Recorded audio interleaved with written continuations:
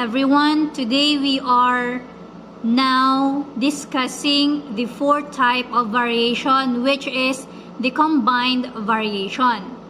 When we say combined variation, it is a combination of the direct and inverse variation. And during the problem, we have the clue for us to know that we will use the formula for combined variation. The statement will be y varies directly as x and inversely as z. Means y is equal to kx over z, where k is the constant of variation. This will be the equation for our combined variation. The product of your k and x over z. And when we derive this formula, we will come up in finding the value of our constant of variation that will give us this equation, k is equal to yz over x. Take note of the following equations. Let us proceed with the examples. We need to translate each statement into an equation. Use k for the constant of variation. Number 1. I varies directly with m and inversely with p. Our equation for number 1 will be very good. I is equal to km over p. I varies directly with m and inversely with p. Number 2. B varies directly as c and inversely as the square of t. The equation will be very good. B is equal to kc over d squared. B varies directly as c and then inversely as the square of your d. That is the equation for number 2. How about for the number 3? Y varies directly as the square root of x and inversely as z. What is the answer? Very good. We have y is equal to k times the square root of your x over z. Y varies directly as the square root of x and inversely as z. That's right. Number 4. Given that y varies directly as x and inversely as z, find the constant of variation when y is equal to 24, when x is equal to 48, and z is equal to 4. Just like with our previous lesson, the first thing that we need to do is to write the equation for the combined variation, which is y is equal to kx over z. The next thing that we need to do to find the value of k, which is our constant of variation, we will substitute for our y, which is 24. Substitute for your x, which is 48. And of course, your z given 4.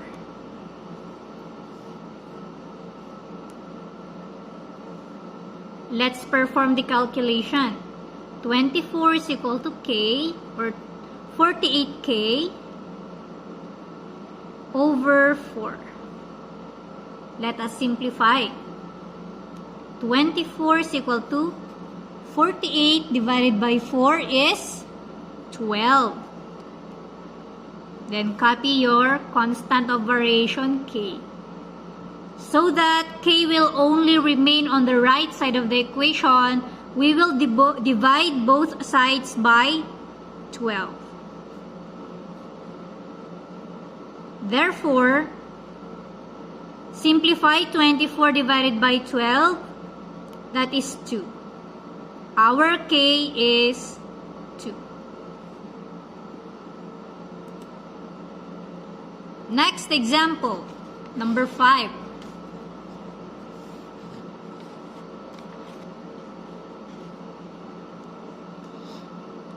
If P varies directly as Q and inversely as the square of R, and P is equal to 20 when Q is equal to 50 and R is equal to 5, find P when Q is equal to 18 and R is equal to 6. Again, analyze the problem and then write the equation that is suitable here on the given problem. That will be, very good, we have P is equal to KQ over R squared. P varies directly as Q and inversely as the square of R. We will use this equation to compute for the value of our K. Then later on, using that K, we will compute for the P given the Q and R. Let's substitute first. P is 20. So we will write here 20 is equal to K. The value of Q based on the problem is 50. Over R squared, and our R here is 5. So we have 5 squared. Next, 20 is equal to 50K over 25. Because 5 squared is equal to 25. Next, let us divide this one. 20 is equal to 50K divided by 25, we have 2K. And to eliminate 2, divide both sides by 2. K is now equivalent to 10. Since you already computed for the K value, let us now solve for P when Q is 18 and R is 6. We will use the formula P is equal to KQ over R squared. So let us substitute for the values. K is 10, Q is 18, divided by your R squared is 6. So we have 6 squared. It will become P is equal to 10 times 18 is 180 divided by 6 squared, that is 36. Then divide. P is equal to 180 divided by 36 is 5. This will now be our answer. Let's proceed with example number 6. P varies directly as Q and the square of R and inversely as S, and P is equal to 14, Q is equal to 7, R is equal to 2, and S is equal to 4. You analyze the problem and then remember the equation or the formula for the combined variation. We have the equation P is equal to K Q R squared over S. This is our equation for number 6. P varies directly as Q and the square of R and inversely as S. To compute for the K value, substitute for the values of P, Q, R, and S. P is 14 is equal to, K is the constant of variation, Q is 7, R squared is 2, so we have 2 squared over S, which is 4. 14 is equal to 7, 2 times 2 is 4, and then K. Divide by 4. Simplify. We have 14 is equal to 7 times 4 is 28, K over 4.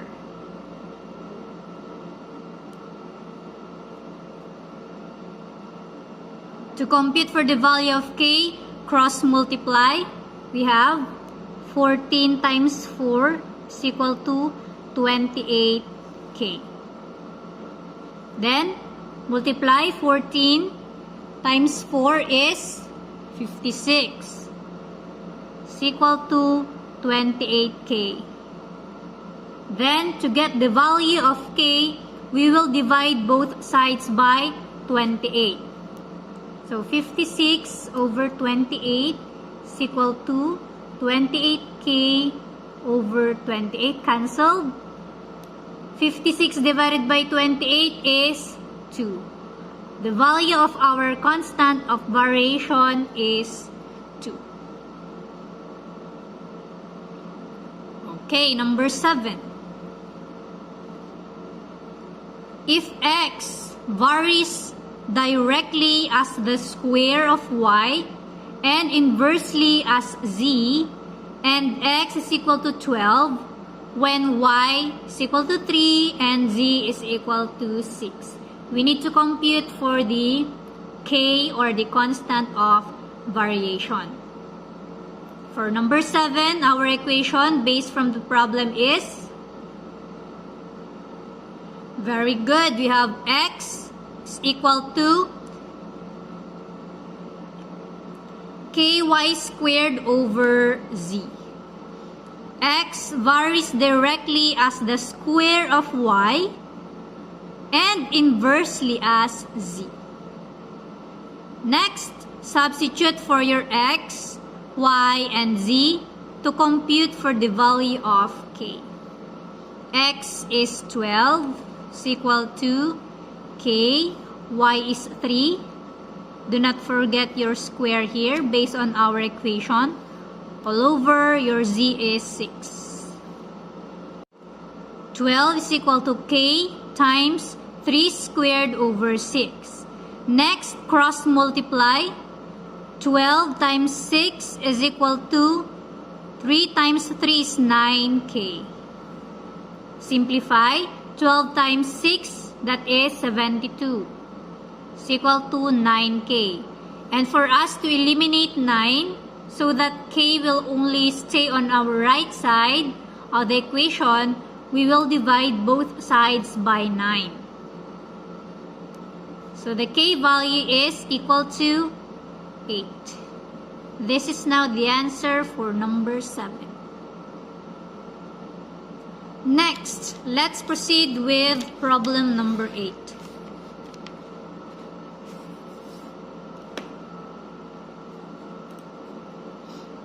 W varies directly as x and y and inversely as v squared, and w is equal to 1,200 when x is equal to 4, y is equal to 9, and v is equal to 6. We need to compute for w when x is equal to 3, y is equal to 18, and v is equal to 9. Same procedure, analyze the problem and write the equation. What do you think is our equation here?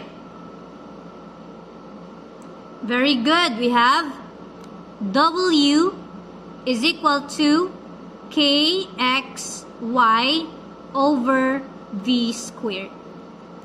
W varies directly as x and y, and inversely as v squared. We will use that equation to compute for our constant of variation. Let us substitute for the given values of W, which is 1,200. Is equal to K. Your X is 4. And then your Y will be 9. Of course, the denominator V is 6 squared. Next, simplify.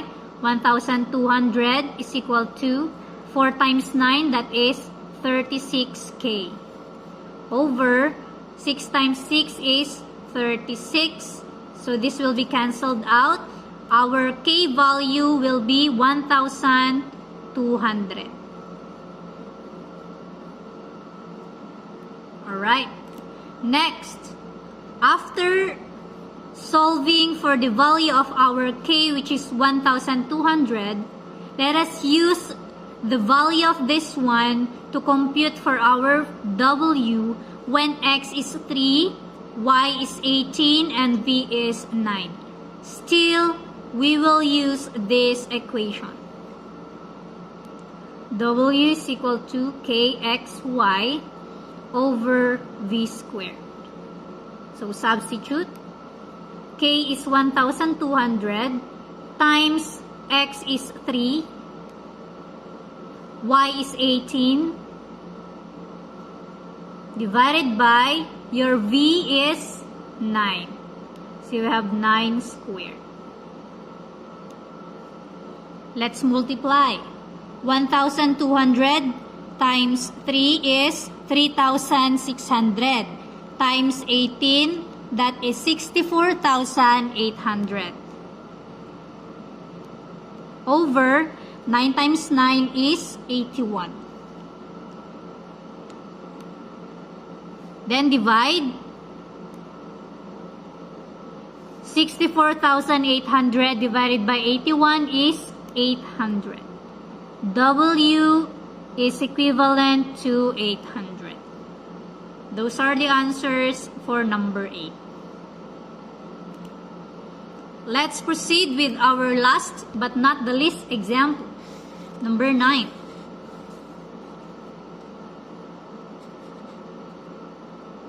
If R varies directly as S and inversely as the square of U, and R is equal to 2 when S is equal to 18 and U is equal to 2, find R when U is equal to 3 and S is equal to 27.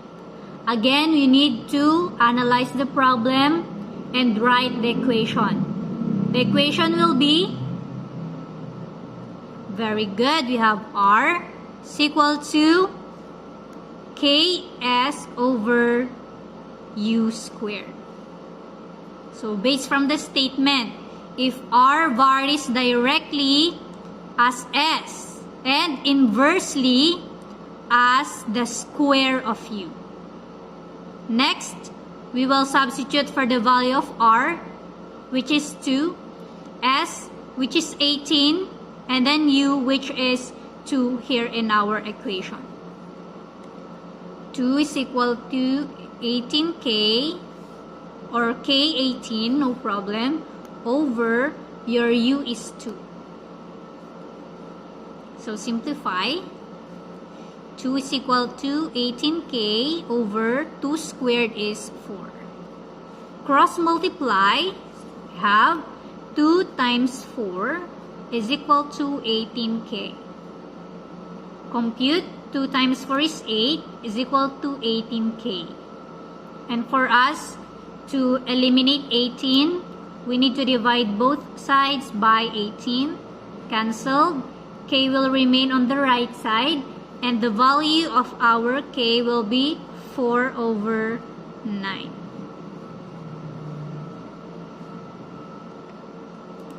As we compute for the k, let us now look for the value of r. Given your u is 3 and s is 27. We will just substitute k here, s which is 27, and then u which is 3. R is equal to 4/9 times your s which is 27